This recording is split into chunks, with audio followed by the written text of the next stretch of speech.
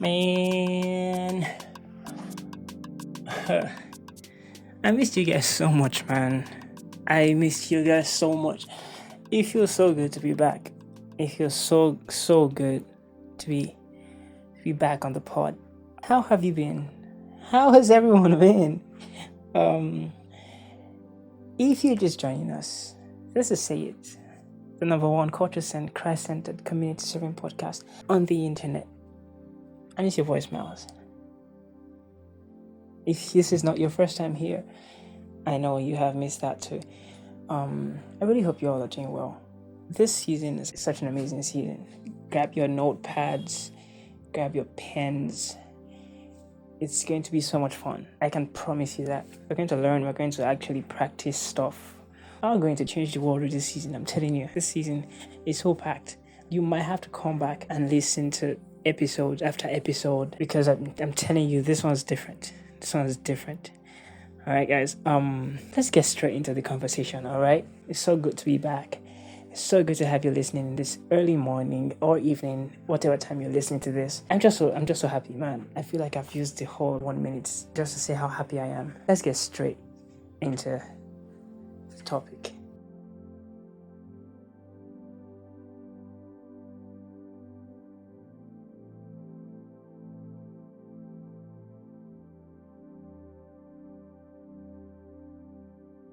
I'd personally like to think that society is not really as you see it. Culture it's not really what you think it is. You might have read a couple of books or listened to a couple of podcasts that talk about culture and society. I know you probably have even had conversations about culture, about society. I know that you feel like you know a lot about how society works, but you don't. You really don't. By the end of this season, you will, but right now, you really don't. What was I saying?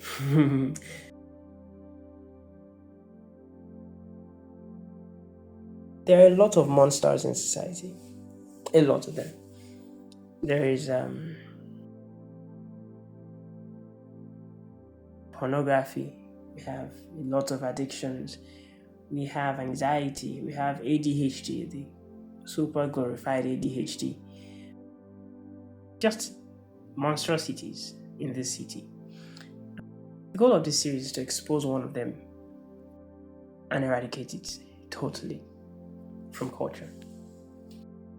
I say that with so much boldness because I really believe that if we created these monsters, we can end them if we wanted to. I think the intention of creating this particular monster we're about to talk about, I don't think the intention was bad. I don't think the intention was harmful to begin with. But I think we have gone to the point in culture where this little monster that we have catered for a long time is beginning to show its true color. Let's put it that way. We're beginning to realize that we can no longer manage the monster.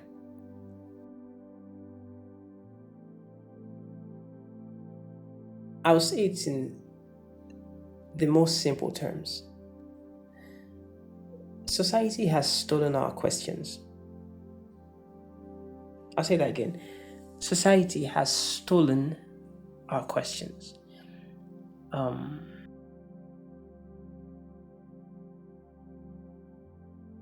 When we were younger, we used to ask a lot of questions.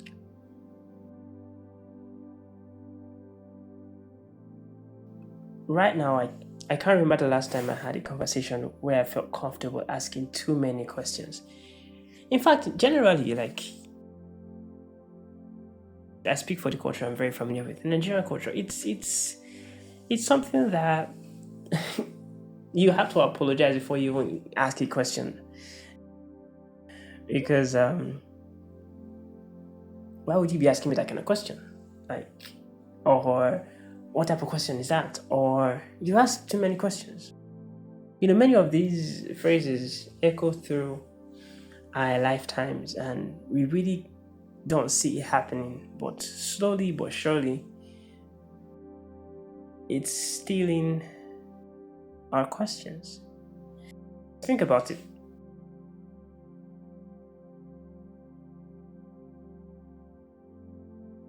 Have you seen a kid ask questions? I feel like I need to paint the picture properly for you.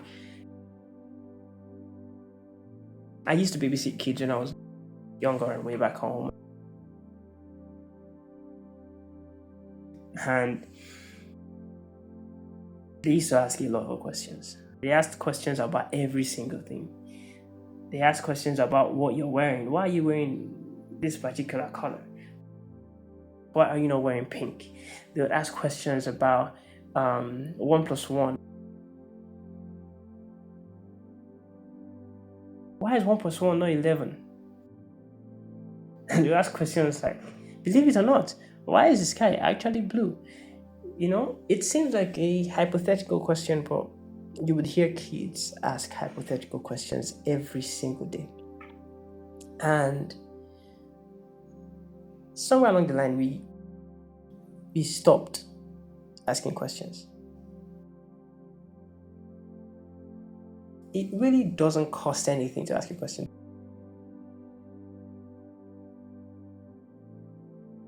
Anybody can ask a question. As long as you can speak the language and can understand the language, anybody can ask a question. So why do we no longer ask questions? Here's my theory. There is something that happened to us between childhood and adulthood. Something happens to children between childhood and adulthood. Inquisitiveness, the ability or the intention to ask, to discover, curiosity, it comes with being human. It's innate.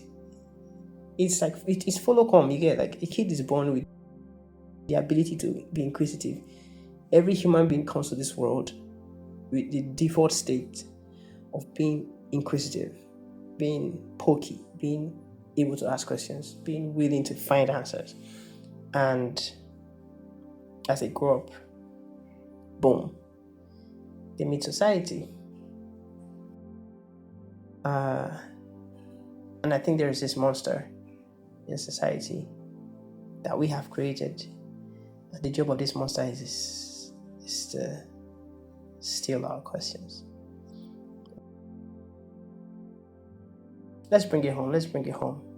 Because right now it still sounds very, very hypothetical, doesn't it? It still sounds very distant. So let's talk about it. Why do people no longer ask questions? Like, when you think about it and ask yourself, why did I ever stop asking questions? Maybe the question should be, why do you no longer let kids ask you questions? Why do you get tired of questions when kids ask you questions? Here's one of the reasons. Questions have the ability to reveal gaps in our knowledge, right? So when you think you know something very well, if you ask enough questions about that thing, it's able to reveal where your knowledge ends. Questions reveal limits in people. When you think about that, it makes you realize that the reason why people never wanted to entertain questions wasn't because the questions were too much. It was primarily because the questions pushed people to discover their limits about certain things. And I'm sure that if you've ever had to deal with a kid, you can relate. Because it starts off initially with you trying to answer these questions, so they ask, why is this? And then you answer, and then they go, why? But why? And then they answer, and then you go, but why? And then you answer, and then you go, but why? And then it gets to a point where you know that you have hit circular reasoning or you have hit a point in the conversation where you really can't say a lot more than this. because that's your limit, right? And somewhere in our brains, I don't know where it came from, but again, I believe there's this monster in society that we have created. So in our brains, we feel like our limits imply that we are limited, and that's all it implies, right? We feel like, oh, when we hit that part of ourselves that doesn't really know the answer, we feel like saying I don't know is I mean, think about it. Um, let's try it together. So I ask you, why are we leaving the house? And I say, oh, because you're going to school. I'm like, but why? And the kids ask. So let's paint a picture. I have to take a kid to school, right? And we're driving. And he's like, where are we going? And I'm just like, we're going to school. And why are we going to school this early? And I'm like, it's because school starts this early. And I'm like, why does school start early? And I'm like, when you start early, you learn stuff faster. And then you go, well, why do I have to even learn stuff? And I go, because you need stuff. You need to learn stuff for your future. So you have to go to school. Like, why do I only have to learn this stuff at school? Can't I learn this stuff at home? And I'm like, yeah, sure. You can learn it at home, but then I have to go to work. So I can't teach you if you're at home. And you're like, okay, but why do you have to go to work? And I'm like, because I have to make money so you can eat. And then you go, oh, why do you have to make money? And I say, so you can eat. I said, well, that's the answer. Why do you have to make money? And if you see that these questions are not really, really hard, but they push you towards extremes. And you might not know it, but every time you answer a question, you are creating context for a child. Right? So, like I was saying, questions reveal knowledge gaps. Questions reveal knowledge gaps in people.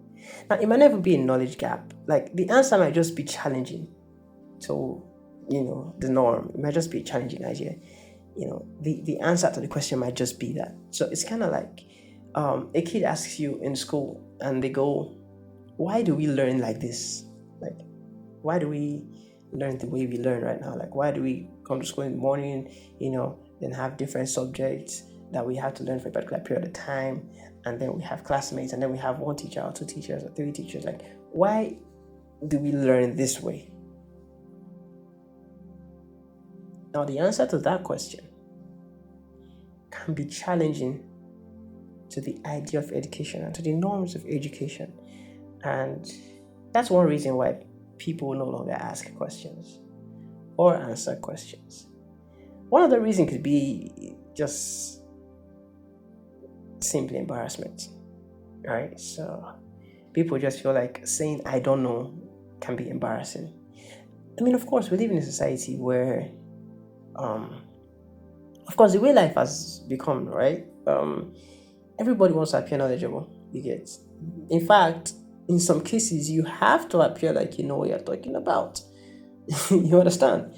You can't come and sound like you don't really know what you're saying, or ask a question like, I don't really know about that, but yeah, it's a direct attack at your credibility. Not necessarily because of the question and answer in itself, but because that's the world we just live in, and that's where the problem is, because that's such a terrible world to live in. So sometimes what people do when they're embarrassed is they project, right? So pretty much by projecting, I mean like they kind of make it look like you not knowing the answer is the problem. I don't know if you ever saw that skit. There's this whole skit one time where somebody asks another person 2 times 4, and then it's like, are you serious? 2 times 4? What kind of simple question is that? Ask me something else. Like, no, 2 times 4. And it's like, what do you mean? So you mean to tell me now that you don't know what 2 times 4 is? And then the person's like, I don't know. Okay, what is 2 times 4? You see what I mean, right? Because you are embarrassed by the fact that you don't know, you are trying to project it on the next person to make you feel like, oh, they are stupid for asking the question, when you are the one stupid for not knowing the answer, and even more stupid for not being able to say you don't know. You see what I mean, right? So we project embarrassment sometimes, and that's why people no longer ask us questions or no longer ask questions.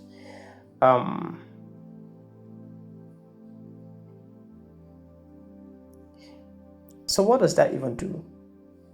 That would create an adult who has to always appear like they know stuff, right?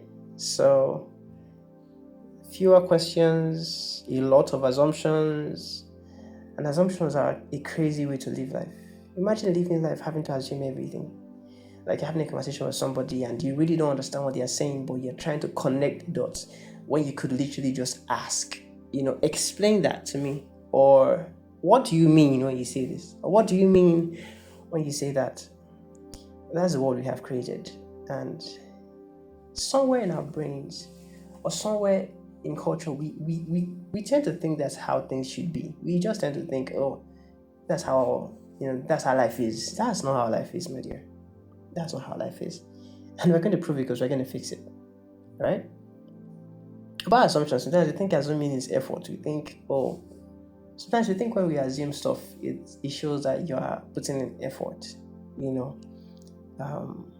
I'm saying this because of the relational context that I was just talking about. Imagine having a conversation with somebody and then you feel like you trying to connect the dots is you listening. You get what I mean? Anybody who has read about active listening or studied about active listening or who is actively practicing to listen actively would know that feedback is important when you're trying to listen actively. In fact, you should ask as many questions as you can and to get as much clarity as you can when you're trying to listen actively. And it's sad, it's such a shame that we tend to teach these things in consulting. We tend to teach them in like high level communication. We tend to teach them at like senior secondary schools or like universities, and the people who are directly affected by these things are children. Because remember, like I said, this thing did not start today. It started when we were kids. It started the minute for me, I feel like it seems like we grew up to a point. It seems like we grew up and we grew up in this isolation and grew up in this isolation, and boom, one day we meet society. Do you understand? So the problem is not the people. The problem is the systems that have been created. And what pains me the most is not just the fact that we now have this as status quo. It's the fact that it's killing children. It's killing children. So how do we fix that? That is the question. How do we fix that? How do we actually fix that? Find out in the next episode, right? Thank you so much for being here. Thank you for listening to this. Share it to your friends. Share it to everybody. This is going to be such an amazing ride. This is going to be such an amazing ride, and I hope you're ready. Because next week we're going to talk about how this monster is snuffing the life force out of kids, and how we can fix that. See you next week.